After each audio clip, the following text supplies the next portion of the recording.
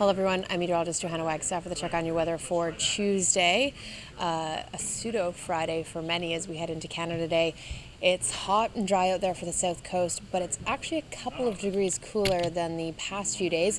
Let's take a look at the temperatures as we head into the 3 p.m. hour. 24 in through YVR. This time yesterday we were at a 27, approaching the 30s out towards Fraser Valley, but not quite hitting it. Now there is still a bit of a humidity when you factor that in. We are feeling like the 30s, but again, this is pretty much the only sort of relief we've got in the forecast from very hot and very dry temperatures for the south coast. So hopefully you'll notice that it's a couple degrees cooler. Okay, taking you through the forecast, things do ramp up again for Canada Day tomorrow. We start to get that ridge building that hot and dry air in from the southwest. So temperatures will be back up to 27, 28 for YVR, more like the low 30s for the interior.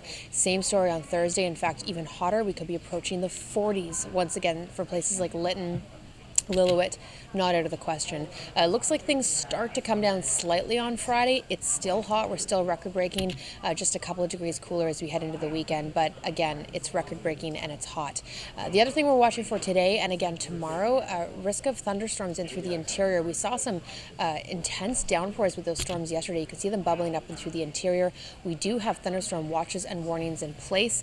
The warning is the red area, so we are seeing some storms already producing large-size hail, heavier downpours, and intense lightning. So Caribou is under the thunderstorm warning. Take cover if you're in that area. This is for 3 p.m. That's the time right now for this cast. So if you do see severe storms headed your way later on today, just take cover. Again, they do have a history of hitting that severe limit, and we'll be watching for that risk again tomorrow.